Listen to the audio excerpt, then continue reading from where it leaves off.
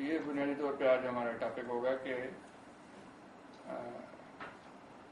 Cold war کے دوران، اور یہی وہ زمانہ تھا جو کولڈ وار کا زمانہ تھا، یعنی پوسٹ فریڈم کا زمانہ.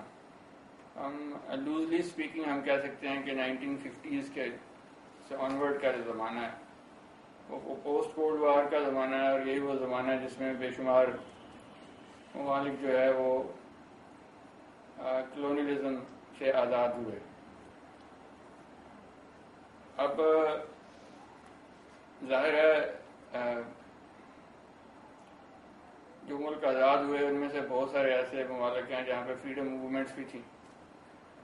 ان فریڈم موومنٹس کے کچھ نظریات اور خیالات بھی تھے جس میں جو ہے وہ نیشنلزم ایک بنیادی جذبہ تھا، قوم پرستی کا ایک بنیادی جذبہ تھا، جس کے تحت وہ بے شمار ملک جو ہے وہ دنیا میں نئے وجود میں بھی آئے، اور کچھ جو پہلے سے وجود رکھتے تھے وہ آزاد بھی ہوئے. اور اس نیشنلزم کے پیچھے جو تھا ایک بات اہم تھی، فکر جو اہم تھی وہ یہ تھی کہ جو کلونیل ماسٹرز ہیں وہ اپنی کالونیز کی اکنامک ایکسپلائٹیشن کر رہے ہیں، وہ یہاں کے ریسورسز کا غلط استعمال کر رہے ہیں، لوٹ کھسوٹ کر رہے ہیں، یہاں سے سامان سودا لے جاتے ہیں سستے داموں اور پھر مہنگے داموں جو ہے وہ ہمیں واپس بھیجتے ہیں چیزیں تیار کر کے. تو نیشنلزم کے نعرے، سلوگن یا آئیڈیا کے پیچھے اکنامک ایکسپلائٹیشن جو تھا وہ ایک بنیادی جذبہ بھی کار فرما تھا. دوسری طرف ساتھ ہی ساتھ یہ وہی زمانہ تھا جب سوشلزم کا بہت عروج تھا، یعنی 1950 کی دہائی. دنیا بھر میں سوشلسٹ تحریکیں جو تھیں وہ عروج پر تھیں، ایشیا میں، افریقہ میں، لاطینی امریکہ میں، حتیٰ کہ مین لینڈ امریکہ یعنی نارتھ امریکہ میں بھی جو تھا وہ کافی تھریٹ محسوس کیا جا رہا تھا کہ یہاں بھی کہیں جو ہے وہ سوشلسٹ ریولیوشن نہ آ جائے. ایسٹرن یورپ جو تھا وہ آدھا سیکنڈ ورلڈ وار کے بعد جو ہے وہ سوویت یونین کے زیر تسلط تھا اور سوشلسٹ بھی تھا، حتیٰ کہ ملک تقسیم ہو گئے تھے. جرمنی جو تھا، ایسٹ جرمن جو تھا وہ سوشلسٹ تھا، ویسٹ جرمن کیپٹلسٹ تھا. تو سوشلزم کا جو بنیادی ایک فکر تھی اس میں بھی اکنامک ایکسپلائٹیشن جو ہے وہ اہم تھا کہ سرمایہ داری نظام جو ہے وہ اکنامک ایکسپلائٹیشن کا باعث بنتا ہے. یعنی دونوں طرف سے یہ فکر زور پہ تھی کہ کلونیلزم اور کیپٹلزم اکنامک ایکسپلائٹیشن کا باعث ہے. نتیجتاً جب یہ ملک آزاد ہوئے تو انہوں نے معاشی منصوبہ بندی کو ایک بڑی مرکزی حیثیت دی، کیونکہ وہ یہ سمجھتے تھے کہ یہی ان کے مسائل کی ایک بنیادی وجہ ہے. تو بہت سارے ممالک میں سوشلزم کی تحریکیں چلیں. جن ممالک میں سوشلزم کی تحریکیں نہیں بھی چلیں وہاں پہ سینٹرلائز پلاننگ جو ہے اس کو بہت اہمیت دی گئی. سینٹرلائز پلاننگ میں جو ہے وہ دو تین چیزیں بہت اہم تھیں. ایک تو یہ کہ نیشنلائزیشن کی گئی، یعنی جو فیکٹریاں تھیں، پروڈکشن ہاؤسز تھے، سروسز کمپنیز تھی، بینکس تھی، انشورنس کمپنیز تھیں، یعنی پروڈکشن اور سروسز کے سیکٹر کو کافی نیشنلائز کیا گیا. مگر اس میں کوئی یونیفارم پیٹرن نہیں ملتا، کہیں یہ تھوڑا زیادہ ہے، کہیں یہ تھوڑا کم ہے. آگے چل کے مثالیں بھی دوں گا کہ کن ملکوں میں زیادہ تھا، کن میں کم تھا. دوسری طرف ٹریڈ ریسٹرکشن جو تھی ان پہ کافی توجہ دی گئی کہ مخصوص چیزیں ملک سے باہر سے آئیں گی. عام طور پہ لگژری آئٹمس کو جو ہے وہ امپورٹ پہ بین رکھا گیا، اور مخصوص چیزیں جو ہیں ملک سے باہر جائیں گی. سو امپورٹ اور ایکسپورٹ جو تھی اس پہ کافی ریسٹرکشن تھی اس سارے دور میں سینٹرلائز پلاننگ کے تحت. تیسرا ایک اور اہم جو پہلو تھا وہ تھا لینڈ ریفارمز کا، یعنی لینڈ کی نیشنلائزیشن. سوشلسٹ ملکوں نے تو لینڈ کو جو ہے وہ ریاست کی ملکیت لے لیا، مگر جہاں پہ کمیونزم یا سوشلزم نہیں تھا وہاں پہ لینڈ ریفارمز کیے گئے، جہاں بگ لینڈ ہولڈنگز تھی ان کو ری ڈسٹریبیوٹ کر دیا گیا چھوٹی لینڈ ہولڈنگز. اس میں کیا پیٹرن رہے وہ بھی ہم ڈسکس کریں گے انڈیا اور پاکستان کے پرسپیکٹو میں، اور 2-3 اور ممالک کو بھی ہم جو ہے وہ ڈسکس کریں گے. اب ہم آتے ہیں پاکستان کے کیس کی طرف. جو میں نے آپ کو ریڈنگ دی ہے وہ زیادہ تر اس میں مثالیں پاکستان اور کسی حد تک تھوڑی سی انڈیا سے بھی دی گئی ہیں، جس میں یہ بتایا گیا ہے کہ سینٹرلائز پلاننگ جو ہے وہ کیسے ہوئی.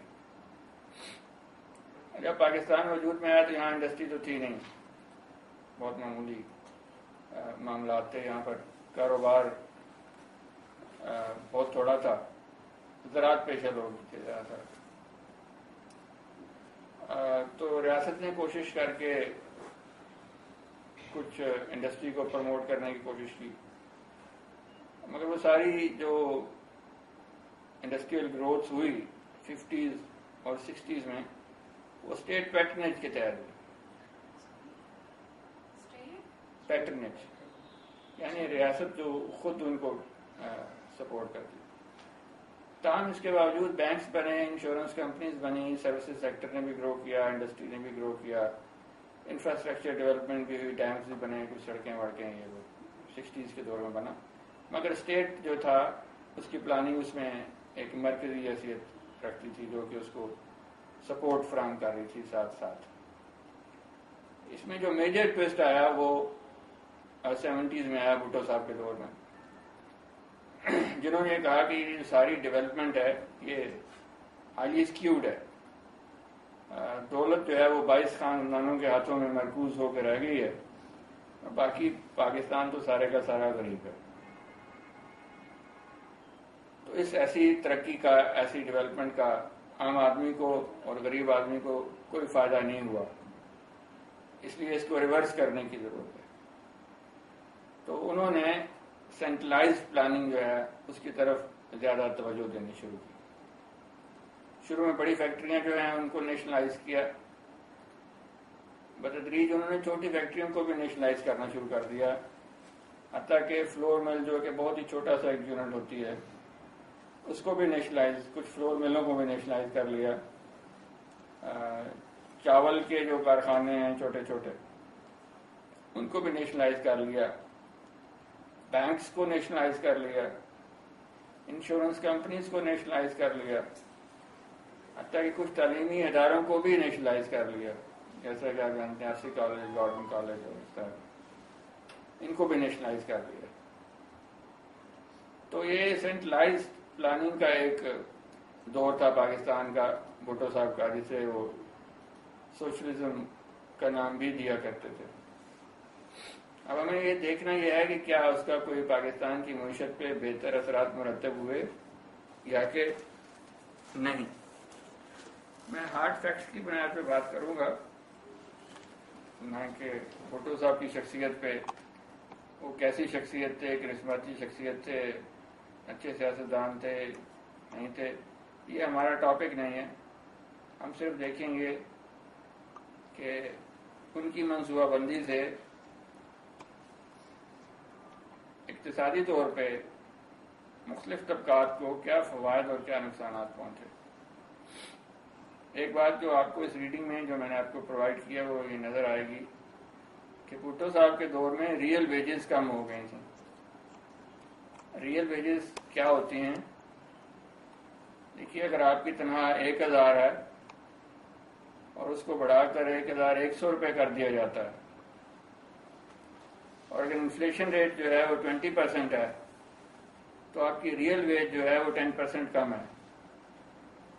نامنل ویج آپ کی 10% بڑھ گئی ہے کہ 1000 سے 1100 روپے ہوگی. مگر چونکہ انفلیشن 20% ہے اس لیے حقیقی طور پہ آپ کی تنخواہ کوئی نہیں بڑھی، بلکہ وہ 10 روپے کم ہو گئی ہے، وہ 100 روپیہ اس سے کم ہو گئی۔ تو اگر ہم بھٹو صاحب کے دور میں ریئل ویجز کو کیلکولیٹ کریں تو ہمیں یہ نظر آتا ہے کہ ریئل ویج ریٹ جو ہے وہ بھٹو صاحب کے دور میں کم ہوا ہے۔ اس کے لیے آپ فیکٹس اینڈ فگرز جو ہیں وہ دیکھ سکتے ہیں۔ دوسری بات جو بھٹو صاحب کے دور میں ہوئی کہ پاکستان کا جو گروتھ ریٹ ہے، ایوریج گروتھ ریٹ،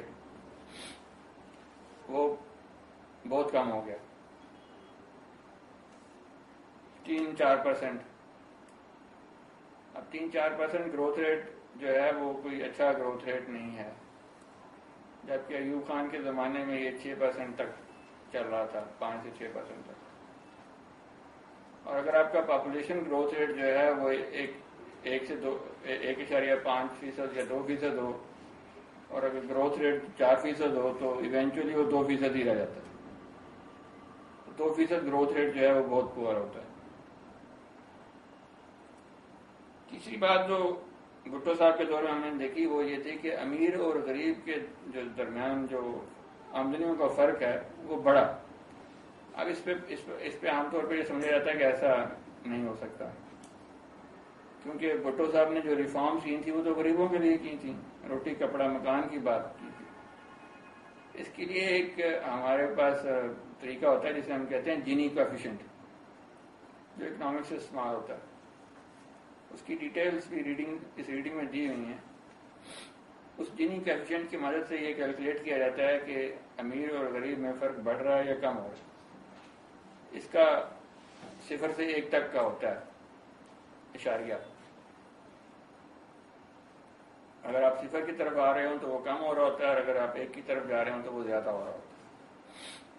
تو بھٹو صاحب کے دور میں جو جینی کوفیشنٹ کیلکولیٹ کیا گیا 4-5 سال میں، اس سے یہ اندازہ ہوا کہ غریب اور امیر کے درمیان فرق جو ہے وہ مزید بڑھا۔ اس سے یہ نہیں ہوا کہ شاید کہ امیر بہت امیر ہو گئے اور غریب بہت غریب ہو گئے، مگر وہ اکنامکس کی پلاننگ کچھ اس طرح تھی، گروتھ ہو نہیں رہی تھی، سیلاب آ رہے تھے، تیل مہنگا ہو رہا تھا، اور کرنسی ڈی ویلیو ہو گئی تھی پاکستان کی۔ تو ان ساری چیزوں میں مل ملا کے جو ہے وہ غربت کے معاملات کو جو ہے وہ کم کرنے کی بجائے جو ہمیں فیکٹس بتاتے ہیں، اسٹیٹسٹکس بتاتے ہیں، وہ یہ کہ ان میں اضافہ ہو۔ تیسری انٹرسٹنگ بات یہ ہوئی کہ بھٹو صاحب نے نیشنلائز کیا فیکٹریوں کو، بینکوں کو، انشورنس کمپنیز کو، باقی سروسز سیکٹر کو۔ تو جب آپ نیشنلائز کرتے ہیں کسی چیز کو تو ظاہر ہے اس کو چلانے کے لیے کسی کو تو اختیارات دینے پڑتے ہیں۔ تو اختیارات یا آپ اپنے سیاسی کارکنوں کو دیتے ہیں، سیاسی لیڈران کو دیتے ہیں، یا آپ بیوروکریٹس کو دیتے ہیں۔ اس کے علاوہ آپ کسے دے سکتے ہیں؟ کیونکہ وہ لوگ جو جن کے وہ کاروبار ہوتے ہیں ان کو تو آپ نکال دیتے ہیں کہ اب یہ بزنس تمہارا نہیں ہے، ان کو فارغ کر دیتے ہیں۔ تو اس میں سیاسی بھرتیاں ہوئیں مختلف محکموں میں، جس کا خمیازہ ہم ابھی تک بھگت رہے ہیں۔ بینکوں میں بیوروکریٹس کو لگایا گیا،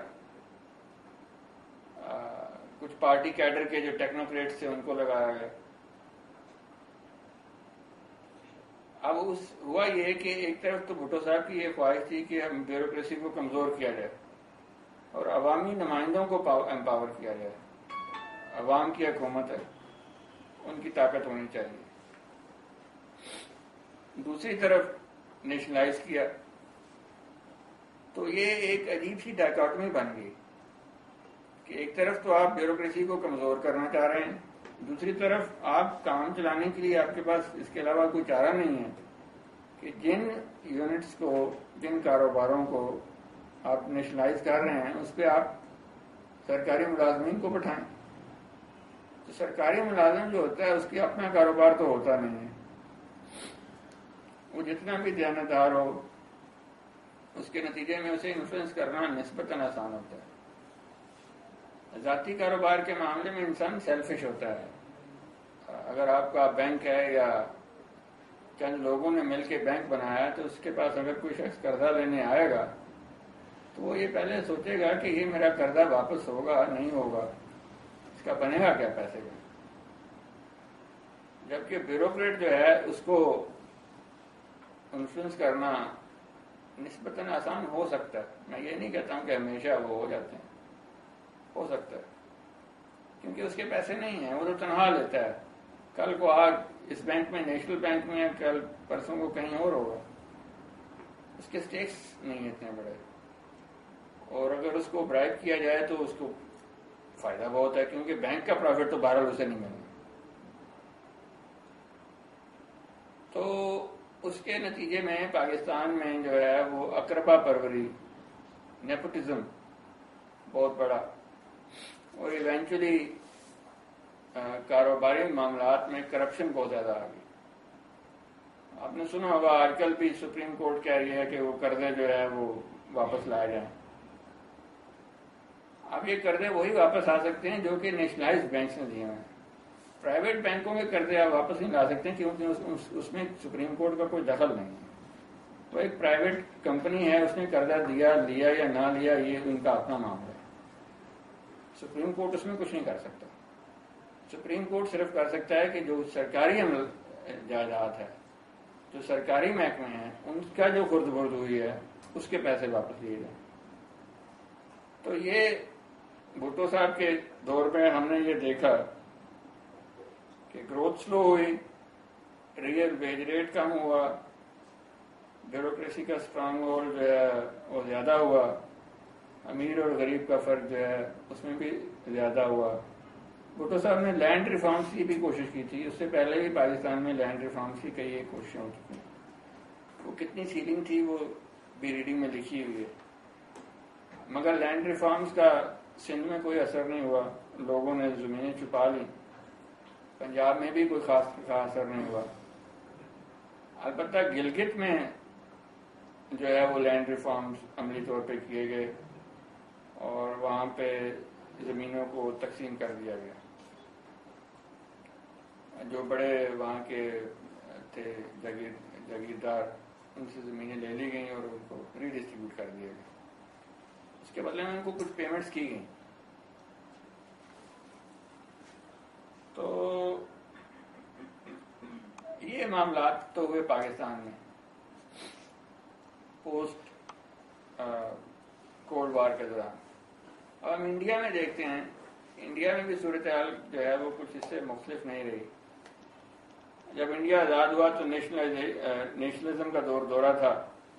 اس نیشنلزم کے زیر اثر بی انڈین بائی انڈین کا بہت نعرہ لگایا گیا، سینٹرلائزڈ پلاننگ کی گئی، اور ایک طرف وہاں پہ جو ہے وہ لیفٹ کی گورنمنٹ بھی تھی، یعنی بائیں بازو کی کمیونسٹ.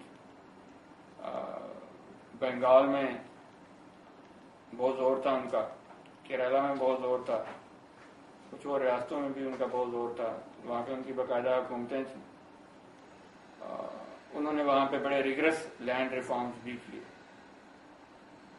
تو انڈیا بھر میں تو آزادی کے بعد لینڈ ریفارمز ہوئے، مگر ان کا پیٹرن جو تھا وہ کوئی یونیفارم نہیں تھا. گجرات کے لینڈ ریفارمز، کشمیر کے لینڈ ریفارمز، کیرالہ کے لینڈ ریفارمز، بنگال کے لینڈ ریفارمز، پنجاب کے لینڈ ریفارمز، یہ مختلف پیٹرنز تھے. اور مختلف ریاستوں کو فیڈرل گورنمنٹ نے یہ اجازت دے رکھی تھی کہ آپ اپنے پیٹرن کے مطابق جس طرح لینڈ ریفارمز کرنا چاہیں وہ کریں، یعنی جتنی سیلنگ آپ رکھنا چاہیں وہ مناسب حد تک رکھیں، مگر لینڈ ریفارم ضرور کریں. جاگیرداری جو بڑی بڑی جاگیریں ہیں ان کو ختم کریں، ان کو توڑ دیں. وہ وہاں کیا گیا، بڑی جاگیروں کو توڑا گیا. البتہ لینڈ ریفارمز کے بارے میں ایک یہ جو مشہور بات یہ ہے کہ لینڈ ریفارمز کے نتیجے میں ملک میں خوشحالی آتی ہے، سیاسی استحکام آتا ہے، قانون کی حکمرانی آتی ہے، اور جو فیوڈل کلچر ہے اس کی جو ہے وہ ختم ہوتا ہے. ہم دیکھتے ہیں یہ ساری باتیں اتنی سچ نہیں ہیں. فار انسٹنس انڈیا کے کیس میں اگر ہم دیکھیں تو لینڈ ریفارمز تو ہوئے، مگر وہاں پر جو کاسٹ سسٹم ہے، ذات برادری ہے، سماجی تفریق ہے، اونچ نیچ ہے، وہ ختم نہیں ہو سکی.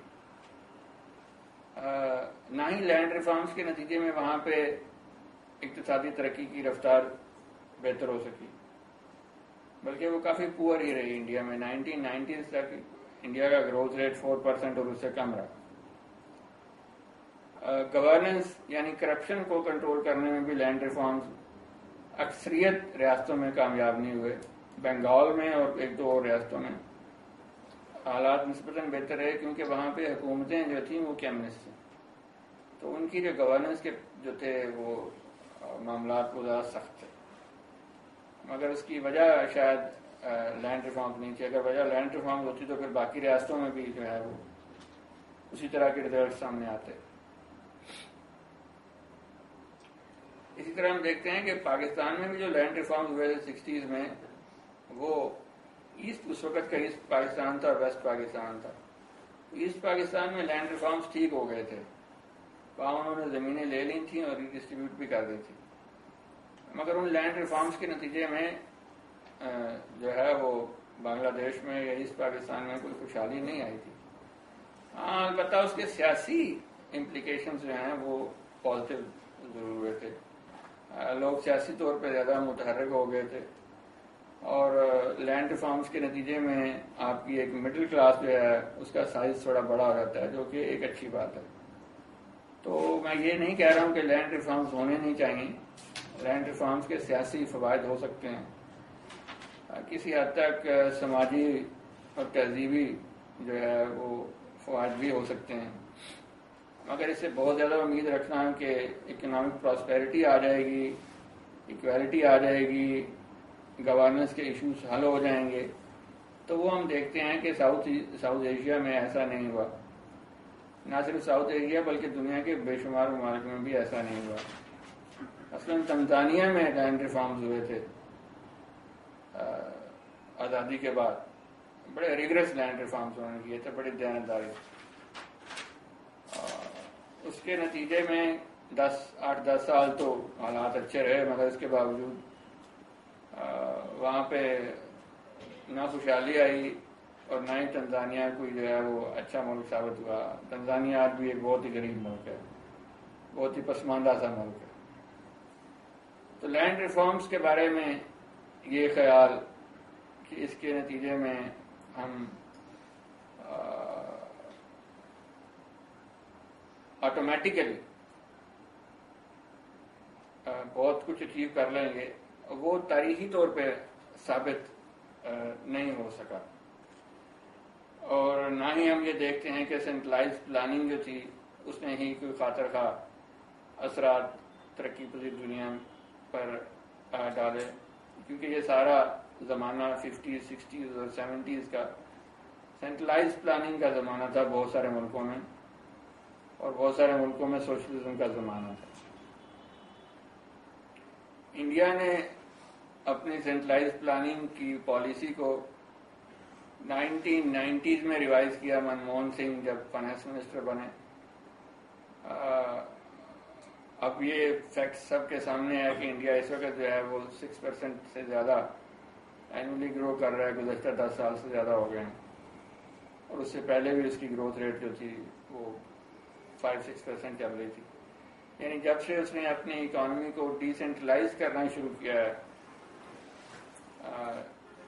اور نیشنلائزیشن کی اور اسٹرکٹ ٹریڈ کنٹرول یعنی اشیاء کی ٹریڈ جو ہے اس میں سختی کم کرنے کی کوشش کی ہے، تب سے جو ہے وہ وہاں پہ گروتھ ریٹ جو ہے وہ بہتری کی طرف گامزن ہے.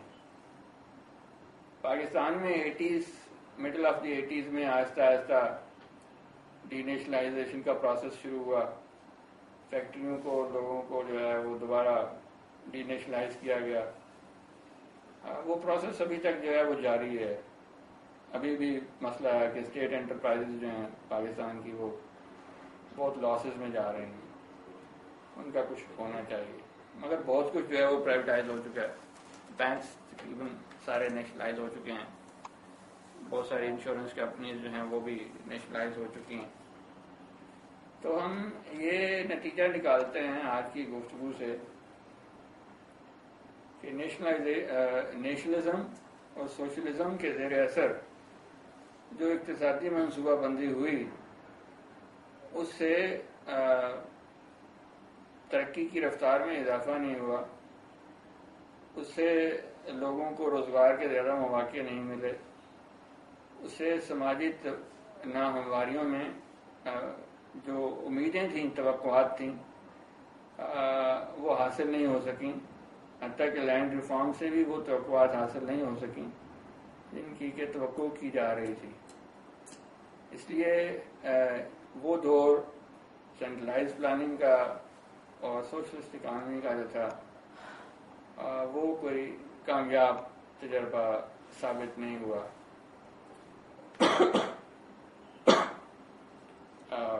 تو آج کل جو منصوبہ بندی ہو رہی ہے وہ کسی اور طرح کی ہے. اس کو ہم اگلے ماڈیول میں ڈسکس کریں گے کہ اس کی نوعیت کیا ہے، اس کے مسائل کیا ہیں، اس میں پازیٹیو چیزیں کیا ہیں اور کن باتوں کا ہمیں خیال رکھنے کی ضرورت ہے. Thank you very much.